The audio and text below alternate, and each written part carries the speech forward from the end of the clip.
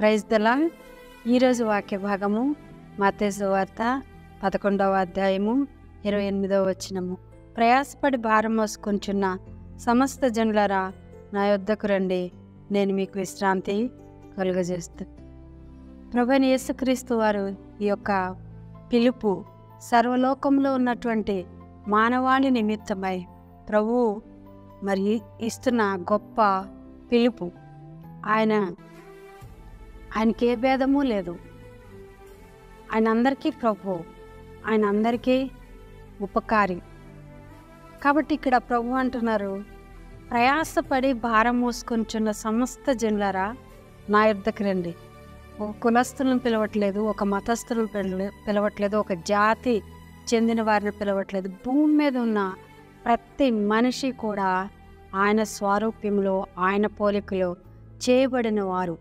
కానీ వివిధ తంత్రములు కల్పించుకుని నిజదేవుడు ఎవరో, తండ్రి ఎవరో, కాపరి ఎవరో, ప్రధాన యాజకుడు ఎవరో, పరిశుద్ధుడు ఎవడో, నిత్యుడగు తండ్రి ఎవరో తెలుసుకోలేనటువంటి అంధత్వంలోకి వెళ్ళిపోయి నానా రకాలుగా, నానా విధాలుగా శోధనలు, ఇరుకులు, ఇబ్బందులు, శ్రమలు అనుభవిస్తూ ఉన్నారు. దిక్కుతోచని పరిస్థితిలో ఉన్నారు. భారం భరిస్తూ ఉన్నారు. అప్పుల భారం అవని, బిడ్డల భారం అవని, చదువుల భారం అవని, ఇంకా రకరకాల భారాలు. తల్లిదండ్రులు కొంతమందికి భారం, బిడ్డలు తల్లిదండ్రులు కొంత భారం, ఇట్లా రకరకాల భారాలు భరిస్తూ శాంతి లేక, సమాధానం లేక అలమటిస్తూ ఉన్నారు. శాంతి సమాధానాల కోసం ఎన్నో మొక్కుబళ్ళు చేస్తున్నారు. ఎక్కడికో వెళ్తున్నారు, ఏమేమో చేస్తున్నారు. ఎన్ని చేసినా, ఎక్కడికి వెళ్ళినా, ఏం చేసినా కూడా నీకు శాంతి సమాధానం ఇచ్చేవాడు ఈ ప్రపంచంలో ఒక్కడే ఒక్కడు. ఆయనే ప్రభు అయినటువంటి యేసుక్రీస్తు. ప్రయాసపడి భారం మోసుకుంటున్న నీవు యేసుక్రీస్తునందు విశ్వాసం ఉంచి ఆయన దగ్గరికి వచ్చినట్లయితే నువ్వు ప్రతి భారం నుండి దేవుడు నేను తప్పనిసరిగా విడిపిస్తాడు. అది ఏ భారమైనప్పటికీ ఆయనకు అసాధ్యమైనది ఏది కూడా లేనేలేదు. ఆయనకి సమస్తము సాధ్యమే.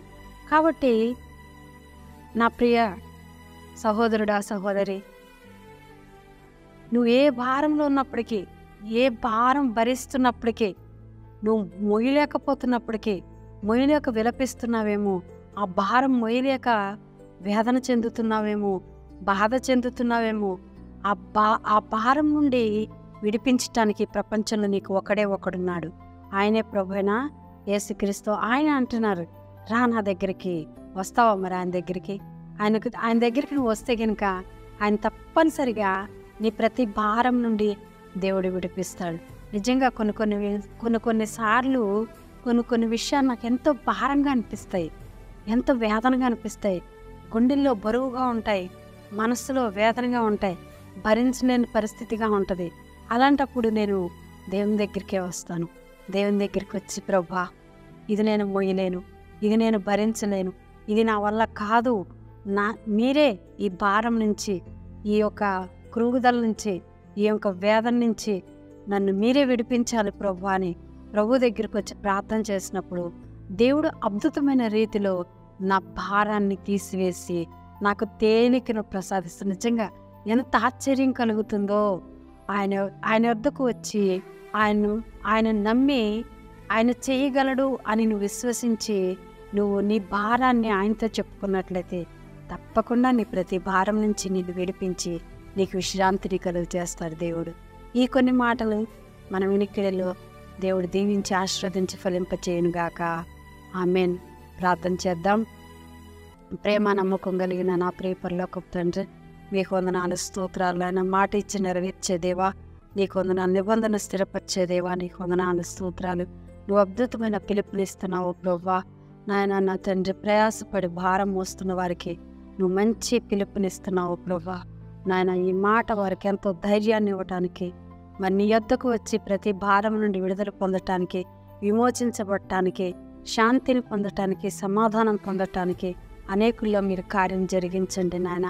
ఈ మాటను శ్రద్ధగా విని మేలు, దీవెన, ఆశీర్వాదం పొందటానికి మీ కృప దయచేయమని, మీరు ఆకడ కొరకు ఆయుక్తపరచమని, ఫలింపచేయమని ప్రభువైన యేసుక్రీస్తు నామములో అడిగి వేడుకొంచున్నాం తండ్రి. ఆమెన్. ప్రభు మిమ్మల్ని దీవించును గాక. ఆమెన్.